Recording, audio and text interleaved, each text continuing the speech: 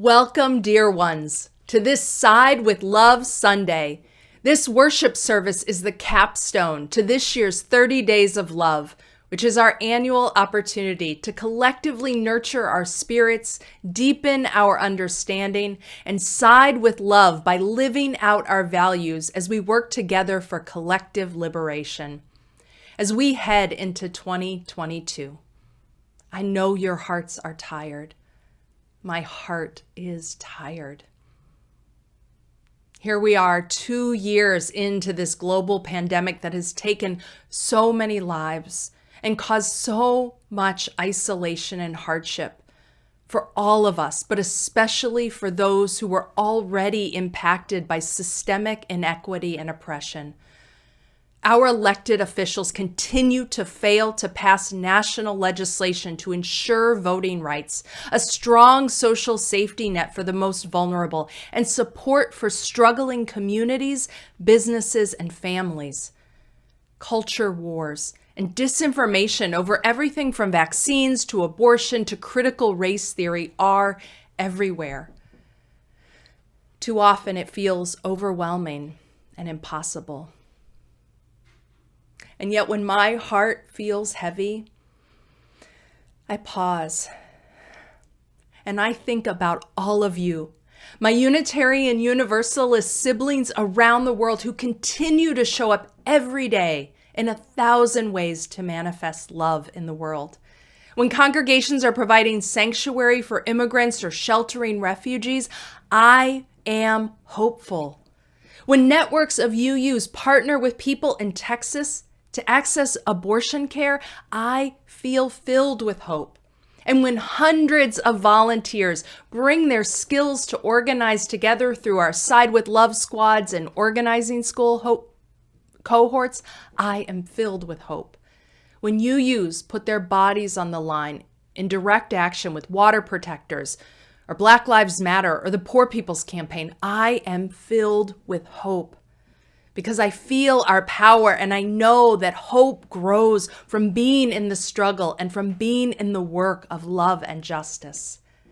So however you come to the work of being human right now, exhausted, frustrated, angry, generous, inspired, on fire, focused, despondent, struggling, passionate, however you come to the work of being human right now, as you are willing, as you are able, I invite you to bring your spirit, to open your heart and to lean into the callings of love and justice, and lean into the power and strength of your wider faith community, of all of us as Unitarian Universalists.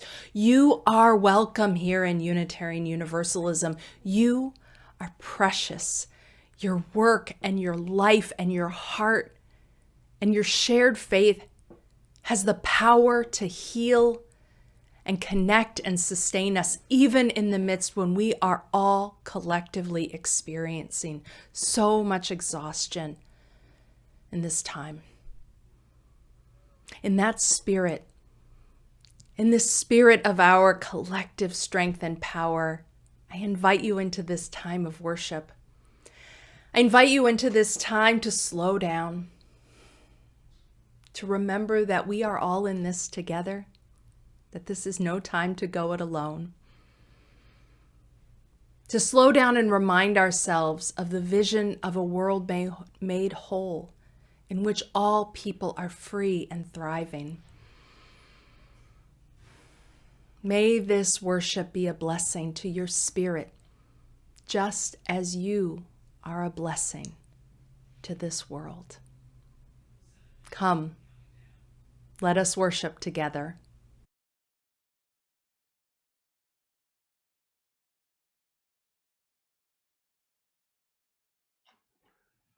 Grace and peace to you.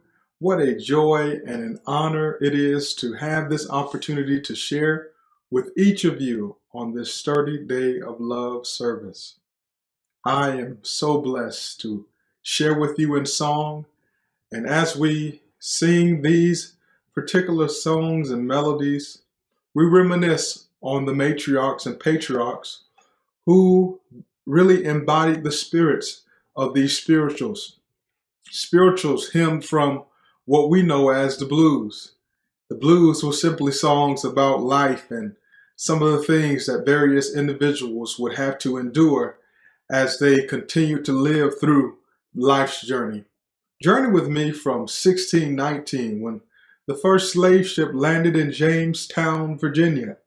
There, that slave ship boat being called Jesus.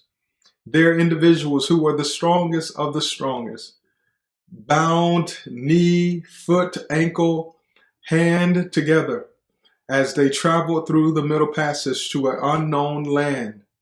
But thanks be to the Almighty that sustained them. And from their experiences there from Virginia, as they build the South and as they continue to make progress, they were called to do certain things, those things that allow for them to have to work from can't see in the morning until can't see at night, and laboring tirelessly. But it was the songs and the music that was birthed through those experiences that gave to them hope, that gave to them love. That same music was then translated through the 1960s, the 1619s and the 1700s and 18th century down to the 19th century, even when we get to the Jim Crow South. As we sing these songs, it is important that we understand the content and context of them.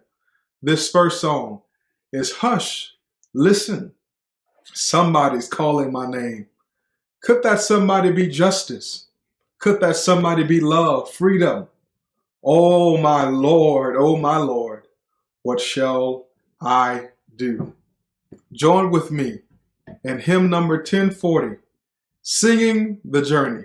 Hush, somebody's calling my name. Hush, listen, somebody's calling my name. Hush, listen, somebody's calling my name. Hush, listen, somebody's calling my name. Oh my Lord, what shall I do? Well, it sounds like freedom. Somebody's calling my name. Well, it sounds like freedom. Somebody's calling my name.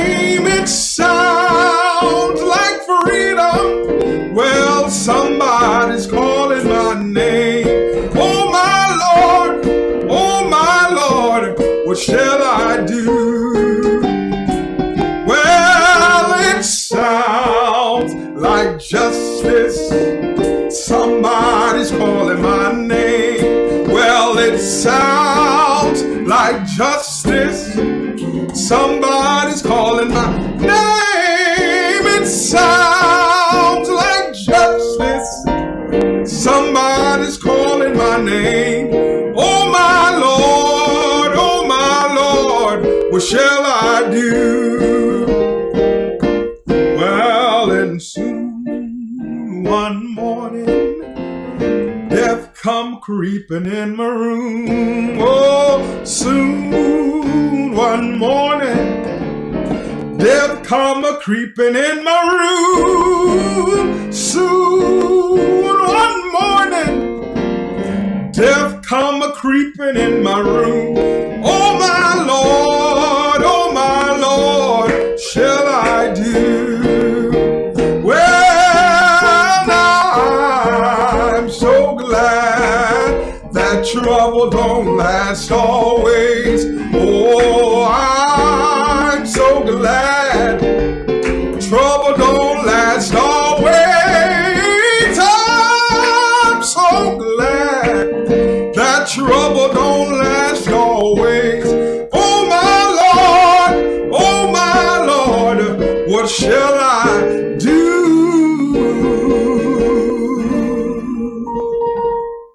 Yes.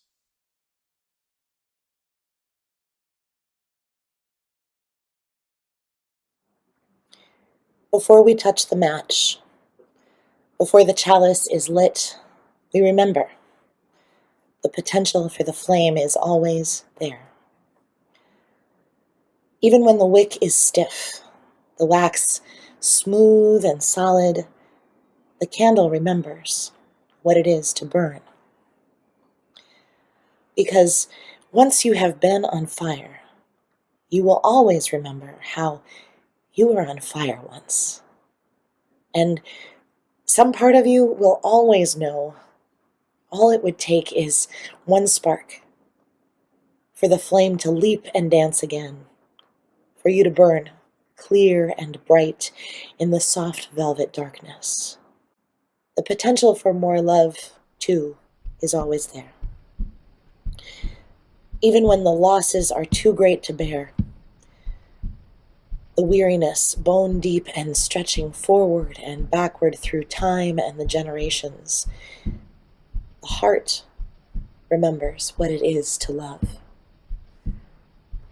Because once you have been in love with a person, a patch of earth, a vision of freedom for your children's children, you will always remember how you were loved, how you were love once. And all it would take is one connection, one act of grace or selfless courage for you to be loved back into being, clear and bright, abundantly, fiercely, lovingly alive.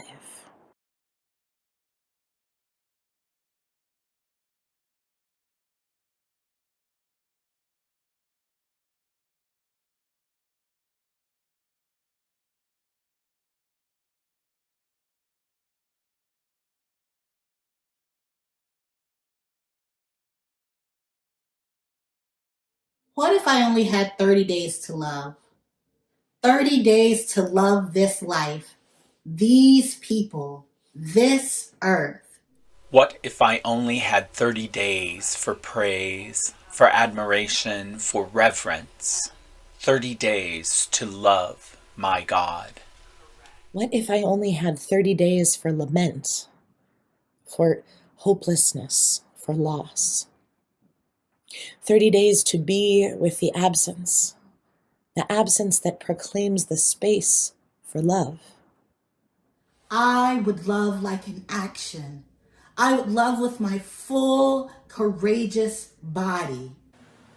I would love without apology. I would love with my full, courageous spirit. I would love like the holy. I would love with my full, courageous presence, without apology, like an action. like the holy.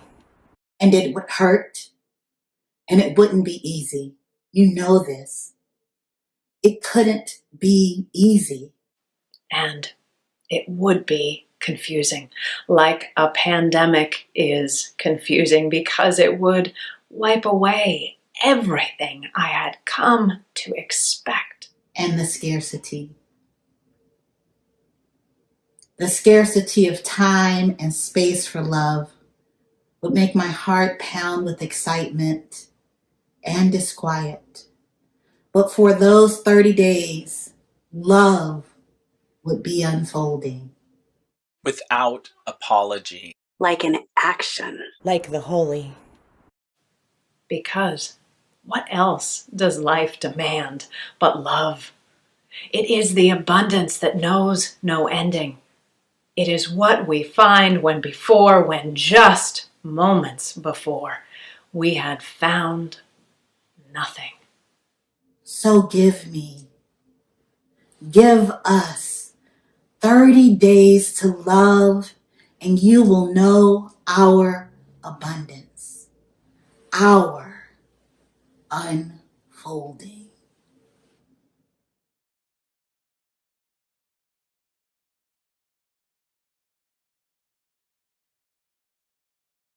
Hi, my name is Lauren Wyeth, and I have a story for everyone, small and big. And it's kind of a small story about a small thing that my son invented. And at first I thought that maybe it was too small of a story to share here. But Adrienne Maree Brown is a big thinker and writer with a big heart and a big imagination and big ideas. And she says, small is good. Small is all. And I think that's true about this lesson that my son taught me. So here's the story. When Ames was very small, oh my goodness, he was such a cuddly kid. He had a lot of big feelings and he was very expressive. But sometimes when he would get hurt or frustrated, those big feelings would be too much for him and he would get overwhelmed by them. And he wouldn't want to be around anybody. So he'd run off on his own and hide rather than let anybody help him. He'd rather be somewhere where no one could find him and know how upset he was than have someone witness what he was feeling. It was almost like if somebody saw how he felt, it made the big feelings even harder for him to bear. So this one time I saw Ames fall and get hurt and go off on his own. And I wanted to help, but I didn't want to intrude. So I went over to where he was and sat a few feet away from him and asked as gently as I could, "Hey, Ames, could I give you a little hug?" And he said no by shaking his head. But then without saying anything else, he turned and moved a little toward me and he went like this. And I took my pointer finger and reached back toward his. And we sat like that for a minute with our fingers touching until he was ready to talk. He didn't want a big response. He didn't want a lot of attention. He didn't want everyone coming over and giving him advice, trying to help in a loud way. He just needed this small gesture, this finger meeting finger. We needed to start there. So this small act became a thing between us that helped us over and over again as Ames was growing up. And it didn't just help him, it helped me too. I remember one time when I was quite sick and I'd been in bed for a couple of days and I was not even really feeling well enough to talk. And I heard the door open and Ames crept into my room. And then I felt a little finger on my finger. And he stayed there beside me for a few minutes. And that was the most comfort that I had felt during that whole time I'd been sick. It was so sweet that he showed up in that way with that little act of love. And then when he got older, when he was a teenager, sometimes we couldn't seem to agree on just about anything. But if we were in the middle of a conflict and one of us would go like this, the other one would always reach back. It was like we had this unspoken pact that if someone did this, you had to meet them there. You had to match that little act of love. You had to slow down. We had to remember that, of course, we love each other. Of course, we're on the same team. Of course, we can get through this. We can figure it out together. That little act was really a helpful starting point for us many times. Small is good. Small is all. That's true in a lot of situations. It's true in our justice work too, for example. When big things, really big things, aren't fair or right in the world, we might think that a small act doesn't have that much importance or isn't that useful. We think bigger is better. Of course, we want love and liberation right now. You know, we want a world where everyone knows they're loved and shows love for the earth and the animals and one another. But in our big world, there are so many ways we are not all free. We don't all have what we need. We don't all feel like we belong. There are so many things that need fixing that it's tempting to lose hope, to believe that there aren't enough people who care, that the amount of love that I have to give won't be enough, won't make a difference. How can I do anything that's going to help anyway? We can't use love, it is true, to heal an illness. We can't just use love to magically clean a polluted river. Love isn't going to just change unfair laws or remove barriers that make it hard for people to vote. But remember, small is good, small is all. So there's no way to really better understand that than by watching what a small act of love can do. Because acts of love make hard things easier to bear. Like a tiny pointer finger that connects us to one other person and reminds us that we're not alone. Acts of love connect us to other people and those connection points. That's where the magic is. That's where the energy and potential lives. So I want to ask you, what's the very smallest loving action you can think of? The very smallest, the smaller the better. If you're with other people right now, or if you are online together, maybe you can share your ideas out loud or in the chat. I know we want a whole world full of abundant love everywhere for everyone, but if we were to do just the smallest loving action, what would it be? The smaller, the better. Maybe you'd be willing to take one of those small actions and commit to it. Maybe you'd be willing to do that small action every single day for a week, or maybe even for 30 days to get a real streak going. And then you would find, I'm sure, that that small daily act has a much bigger impact than you would have imagined. The first day you might think, that was way too easy. What's the big deal? I should do something bigger. I'm not even sure I want to do this little thing every day. It seems insignificant, but just wait and see. Stay with the small. Small acts of love don't stay small. They expand and they grow and they spread. Dr. Cornel West says, justice is what love looks like in public. But love doesn't start in public. Love starts between you and me. Small is good. Small is all. Let's start there.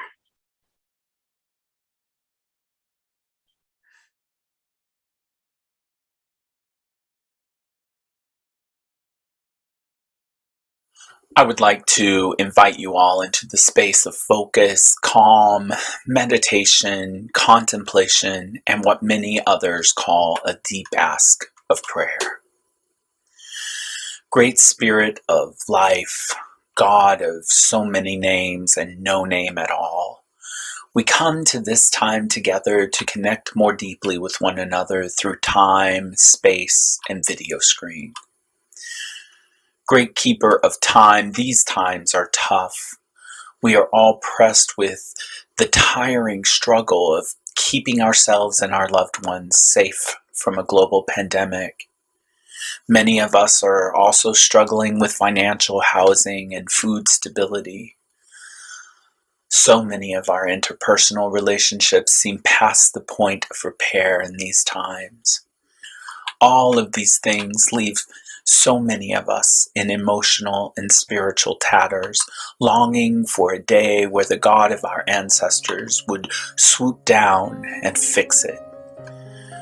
Great Maker of love, I have learned in life that this is usually not how you work. I need this time together to remind me that in fact, we are all the vessels of holy will. We are a part of a faith tradition that values our collective might. We know that it is through our inactions that we often uplift each other into salvation, and equally, we recognize that it is through our inactions that we often condemn ourselves and others to various forms of hell. But right now, in this moment of deep connection to one another, though we are miles apart, may we be reminded that our tradition is one that sees each of us as a water droplet that has become an ocean. And while it is very hard for me to imagine that a drop of water matters to the ocean, we believe that every individual droplet can cause ripples that eventually break onto shore. O Waymaker, together let our droplets create tidal waves. I pray for humility to listen to the droplets of others and heed their lived experience, and I pray equally for my lived experience to be heard. I pray that we don't allow exhaustion to be an excuse for perpetuating harm. I pray that we become the answers we so desperately seek, and that we find a way to embody the best ideals from our religious heritage, ideals that sometimes we have historically mocked. Great Mender of hearts, please connect me to all who are, who have been, and who will be. Create in me a clear heart, capable of love beyond measure, that like the water droplet begins with me, but whose ripples traverse space and time, amassing with other ripples from other droplets to bring about healing of this one precious and imperfect world. All of these asks we lay here at this collective altar of humanity. And in the name of all that is holy, I ask that we say, Amen, Ashe, and blessed be.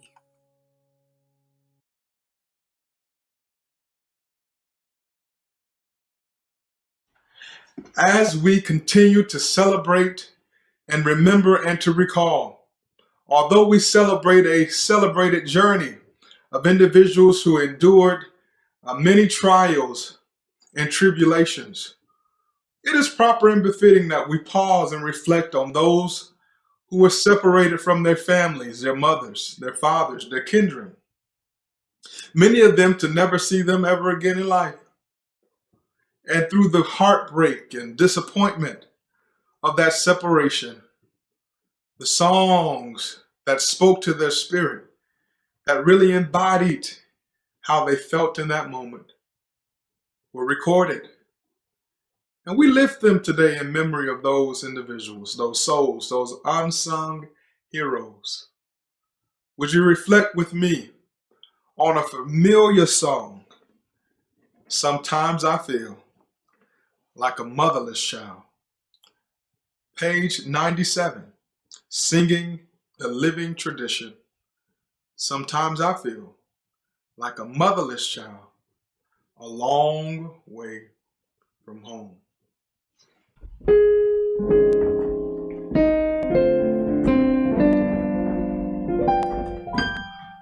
Sometimes I feel like a motherless child. Sometimes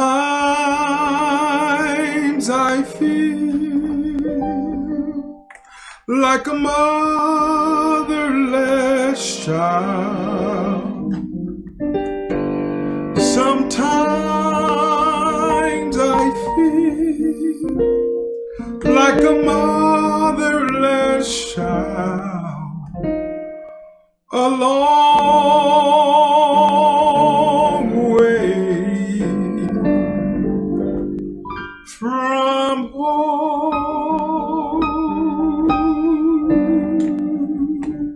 Sometimes I feel like I have no friend. Sometimes I feel like I have no friend. Sometimes I feel like I have no friend. A long way from home, a long way from home, Lord.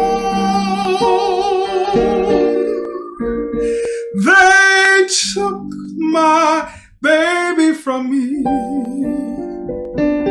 Lord.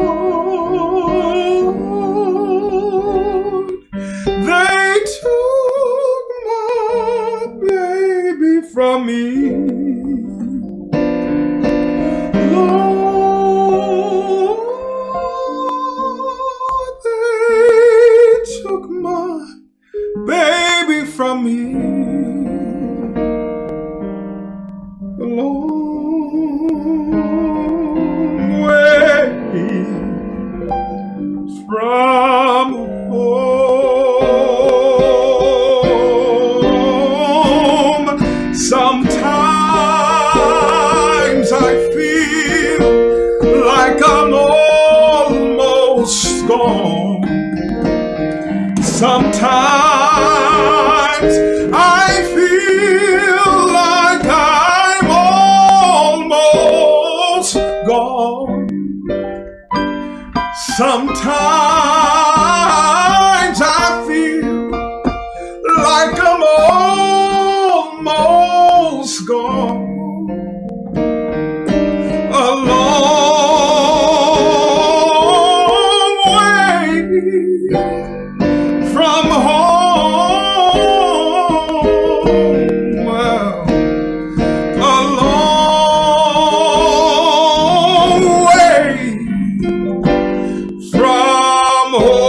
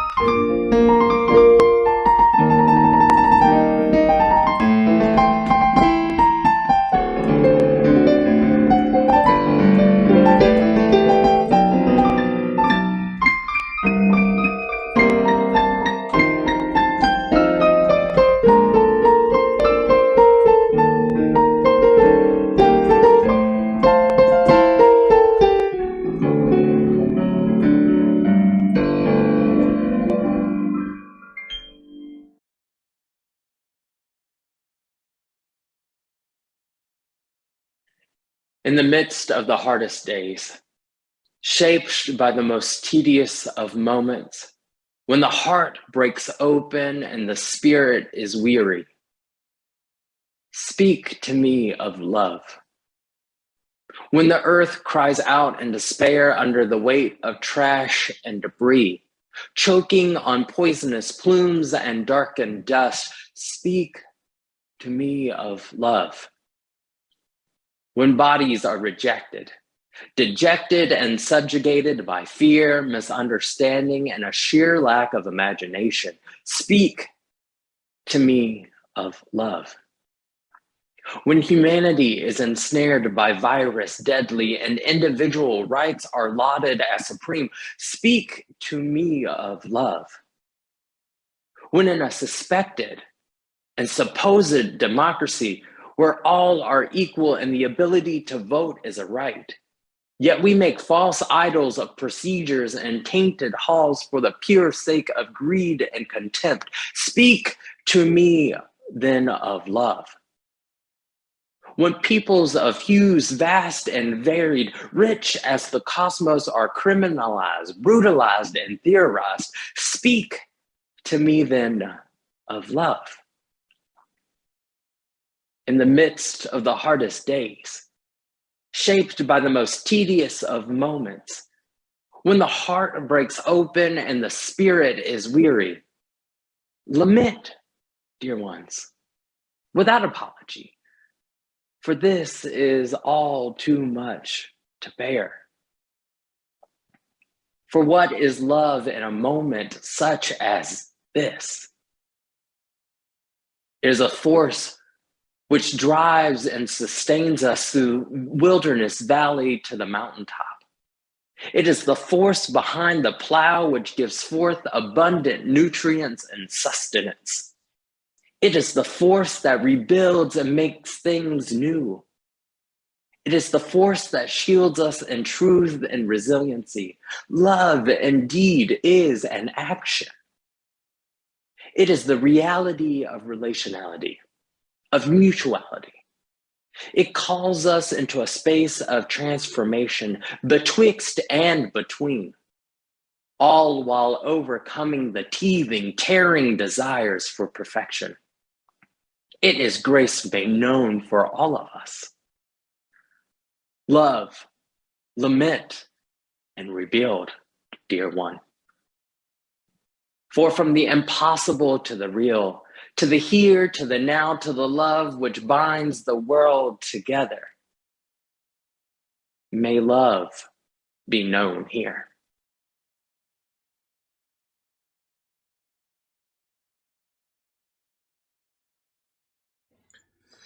As we prepare to go to the sermon, we'd like to invite you to sing this wonderful hymn of the church, "There is More Love Somewhere." Indeed, we all have our responsibility to find that, to search that, to embrace it. So let us join together and sing this wonderful song found on page 95 in the Singing the Living Tradition hymnal. There is more love somewhere. I want to invite you and your homes, your families, to join us. Our families here, we're going to sing together. Join us today as we sing, "There is More Love Somewhere."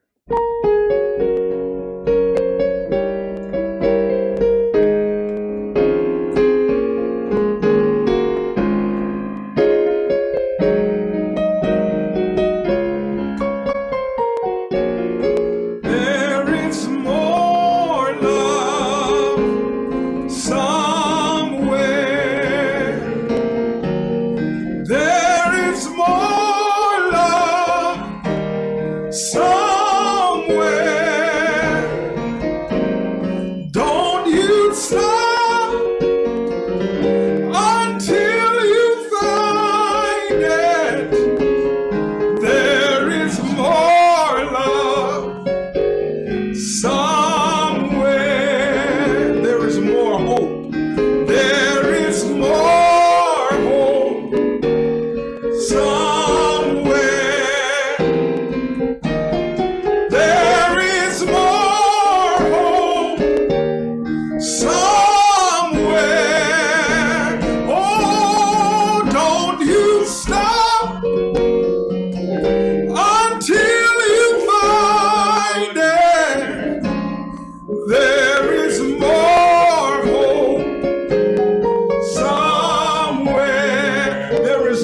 peace. There is more peace somewhere. Oh, there is more peace somewhere. Oh, yes. And don't you stop, my, until you find it. There is more peace somewhere. There is more joy.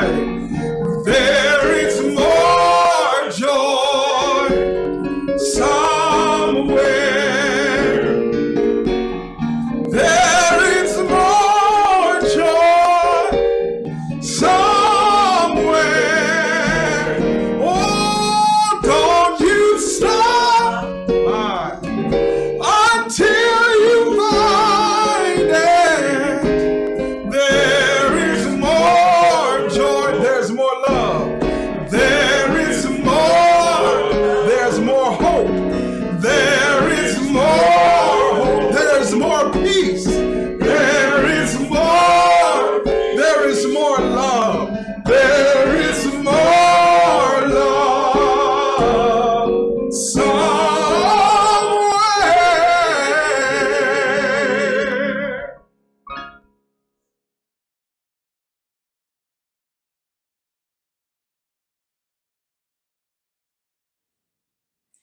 Don't stop till you find it. There is more love somewhere. I'm going to keep on until I find it. There is more love somewhere. The meaning, some would argue, is almost the same. Elder Henry sang, "Don't stop until you find it." It's the way I learned the song in my youth, in the churches that I attended. I'm going to keep on until I find it. That's the way I learned the song at Unitarian Universalist congregations. The message, though, is very clear. There is more love somewhere. We must continue on until we find that love, because there is more love somewhere. It is not here, it is somewhere, and we must keep on. We must not give up. We must not give in. We must continue until we find it.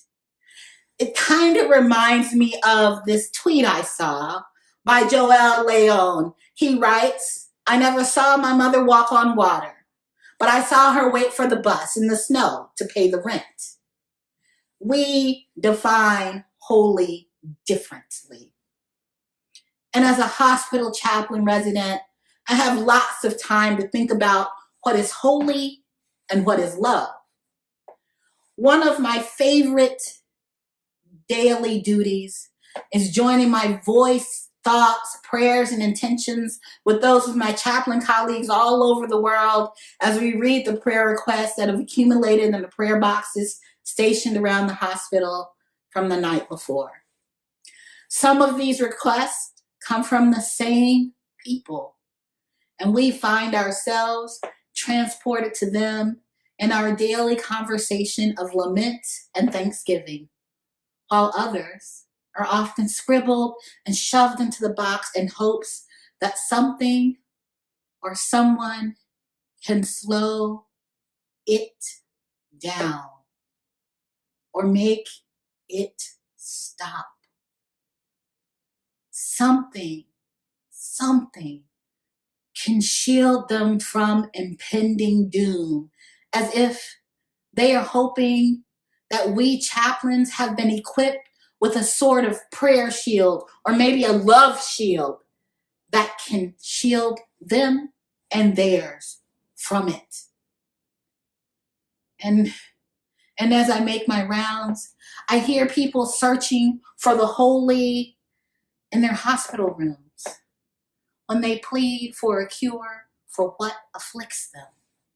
And sometimes I hear people utter a prayer for the holy, for intervention, for help, right before they receive the news of a loved one's death. I see people experience a heaping portion of the holy as they come through horrendous accidents, astonished when they find that they are only a little worse for the wear. And of course, in those moments, everyone seems pretty clear that there's some type of something holy or big that just happened. And it is easy to see that something is holy when it defies what we think of as possible. However, love is holy.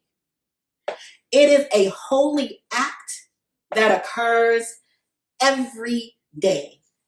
It happens in ordinary encounters between strangers, between colleagues, between families and friends, and not just the romantic love of fairy tales, though there is something special and beautiful and holy in every love and every ever after.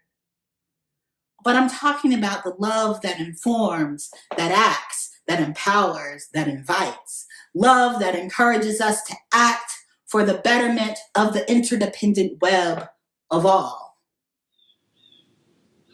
Love is an action, says the Reverend Ali Casey Bell, and he means it. Is it a perfect action?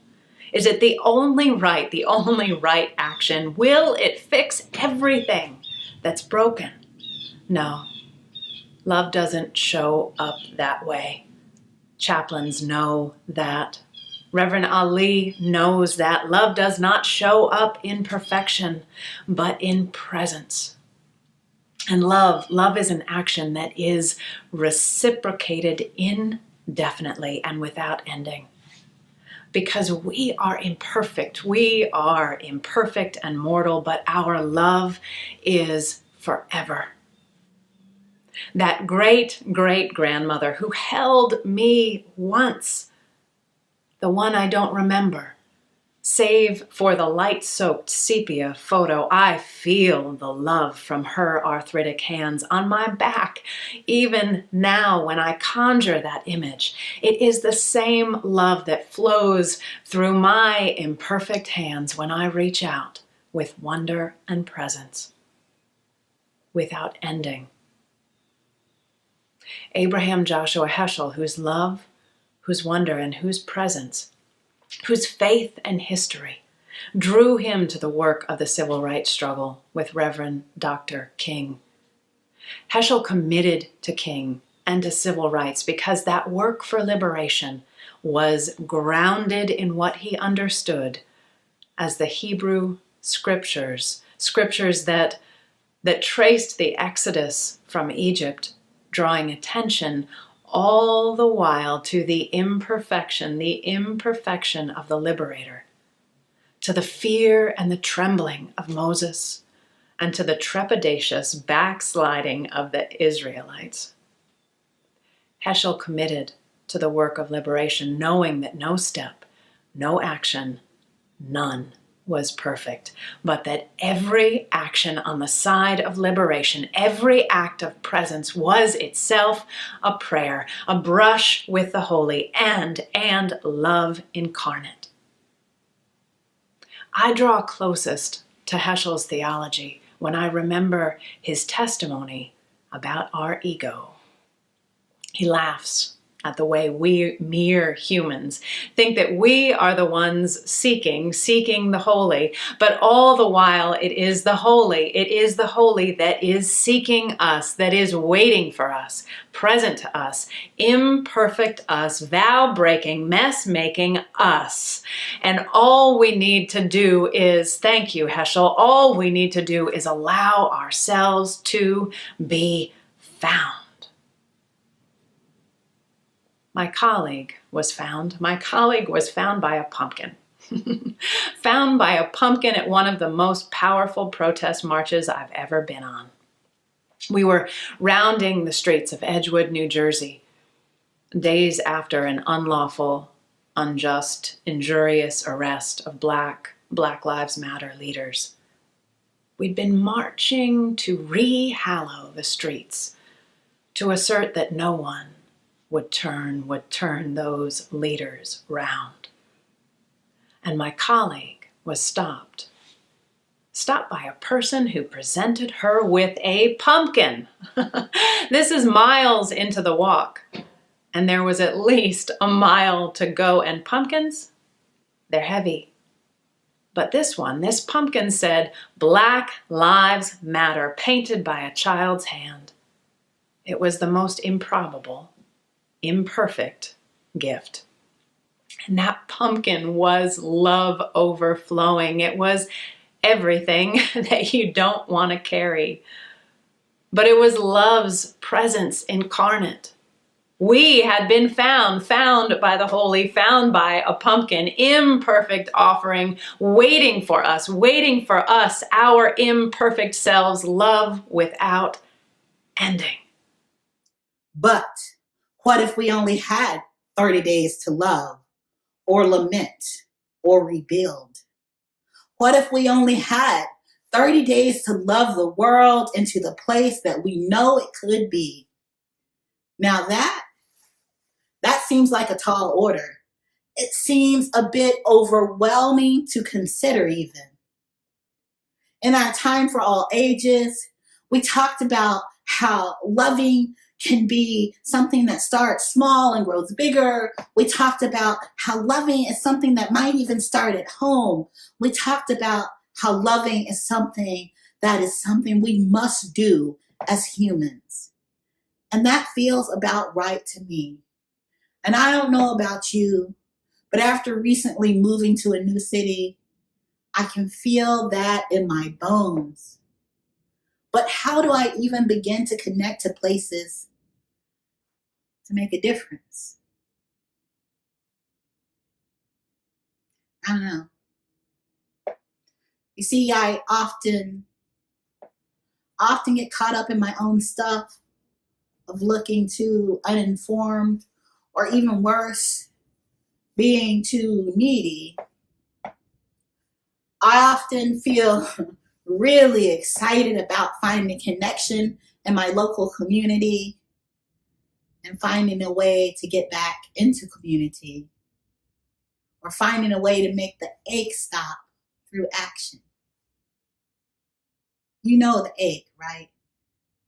That feeling when you read, listen, watch the news, and you are just immersed in the vastness of all that is unjust, all that is wrong, all that needs people to care, people who desire to bring forth change and to create change. Yet there often seems to not be enough resources, people, not enough care, not enough love. That pernicious cynicism can creep in and act as an immobilizer to my very real desire to act. Does that happen to you?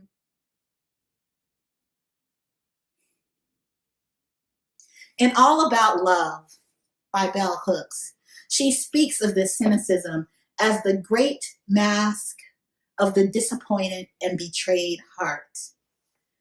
And when I read that, wow, it hit me so hard, because boy, friends, I can feel that. And if we know anything, we know that as a country, we have all been betrayed by democracy, by the way we were founded as a country, by the way this country was set up at all. We know, for honest and for true, we have yet to have an election where all the people who should have had the right to vote have been able to cast a ballot to vote. We know that some voting districts are rigged to make sure that the right people win. We know this already. Yet we also know that in order to move our country to a place where there is a hope for fairness in our democratic process, we must act together. We have to move beyond our discomfort and connect. And now, Now is the time to act. So, whether your aim is to reform the system, or whether your aim is to tear it down and start it over, there is a place for you in this cacophony of loving witness. The decision to side with justice in all of its forms is loving and holy. The decision to side with justice in all of its forms is loving and holy. We have to. And Bell Hooks invites us, she says, to begin by always thinking of love as an action rather than a feeling, she explains, is one way in which anyone using the word in this manner can automatically assume accountability and responsibility. Imagine an accountable and responsible way of loving. We are often, she continues to say, taught we have no control over our feelings, yet most of us accept that we choose our actions, that, she says, intention and will inform what we do. We also accept that our actions have consequences. And she's right. So, with that framework in mind, if we only had 30 days to love, we would have just enough time to make a real connection, just enough time to act, just enough time to look too eager, to be too cynical, to get disappointed, and to remember that our actions have consequences and we are accountable for them. Love is an action. And as our dear departed Thich Nhat Hanh has shared, my actions are my only true belongings. Imagine that you only have 30 days to love. 30 days to act your love. That is not enough time to get it perfect. Barely enough time, even to attempt to get it right. And aren't those some of the most treacherous stumbling blocks that befall us, Unitarian Universalists, that befall me so incredibly? That seeking after perfection, that craving after getting it right, the right words, the best action, rather than getting active imperfectly because there is no other way than imperfectly when we are human. 30 days to love is plenty of time to let go of those impossibilities of perfect and always just right, and to let love find you. Plenty of time to be present to those who are aching, to scrawl your love on a pumpkin, to defend what you mean when you utter the prayer democracy. Plenty of time to offer your imperfect self for love's unfolding. Plenty of time to let the holy find you in your imperfection, in the work and in the action. Amen.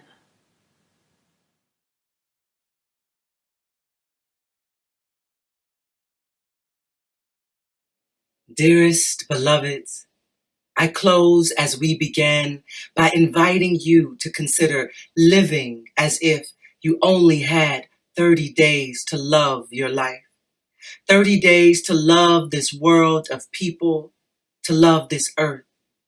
I invite you to love as the belated Bell Hooks suggested, with a knowing that, quote, love is really more of an interactive process. It's about what we do, not just what we feel. Love is a verb, not a noun.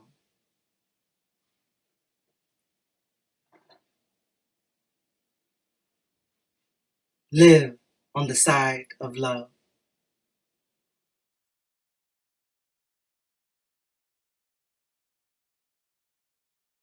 Haven't we been blessed today by this wonderful service? Well, I want to invite you for a time of celebration as we create the beloved community, loving one another, love in action. Why don't you come and go to that land? What land? The land of freedom, the land of hope, the land of peace, a land where there's love and unity, a land that flows with milk and honey. Come and go with me to that land where I'm bound. This song, in the context of which it was produced, spoke of that land, a place where racism and sexism and all the isms that seem to divide and separate us were no longer existed. We walk together in the spirit of love and of unity, where one and one we continue to show God's love to each other, hand in hand, walking together. Come on. It's an open invitation. Come and go with me to that land where I'm bound. Well, this song can be found at 10:18 and Singing the Journey. Why don't you celebrate with me? Come and go with me to that land. Come and go to that land. Come and go to that land. Come and go to that land where I'm bound. Come and go to that land. Come and go to that land. Come and go to that land where I'm bound. There is freedom in that land. There is freedom in that land. There is freedom in that land where I'm bound. Well, there is freedom in that land. There is freedom in that land. There is freedom in that land where I'm bound. There is justice in that land. There is justice in that land.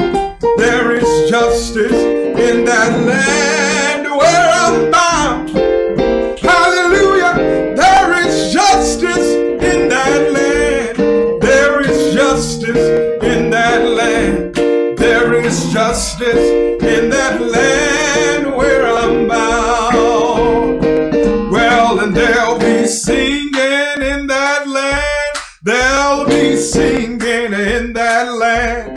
They'll be singing in that land where I'm bound. Oh, they'll be singing in that land. They'll be singing in that land.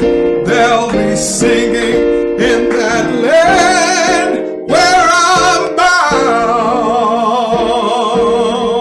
Hallelujah.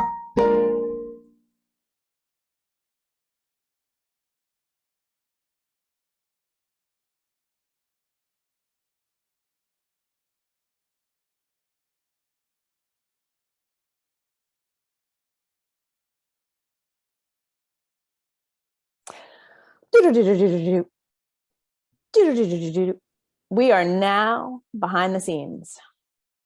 It is so good to be with you, Reverend Ali. I have missed you like crazy. I've missed you so much. I miss being with you all at staff meetings and planning worship.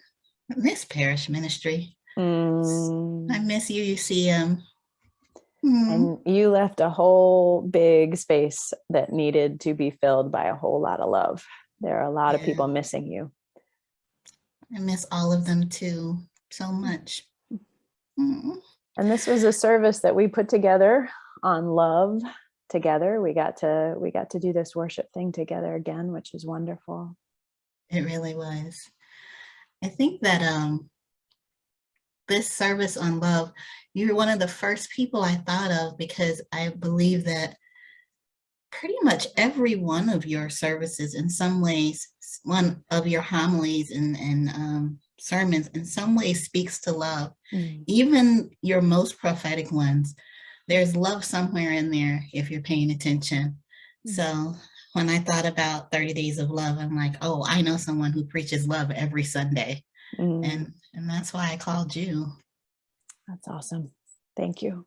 And I'm glad you called, because working with you taught me a whole lot about love, about the way that you can develop love in that intern supervisor relationship, and how that goes far beyond just that relationship. It expands out into the staff team and the congregation. Yeah, that relationship was really important in formulating just the way that I, of course, developed as a minister, but also in my development and all of my other relationships too, you know, in my personal relationships and my relationships with my children, learning where you work, and also learning how to love multiple people all at the same time in deep, passionate ways is really difficult. Yeah. So difficult. So you all be nice to your intern ministers. They're learning a lot all at the same time. And also learning the boundaries of that, learning what's yours and what's not yours, and deciding where your ministry is and where the love of your ministry needs to flow to be the most effective is it's hard work, but it's the important work of ministry. It's really important. I totally agree. And I also want to point out, before we close this conversation, how imperfect that process is. Yes. And just let everyone know that we did mean to wear the same outfits so that our two pieces would have fit very well with one another. And then somebody completely forgot.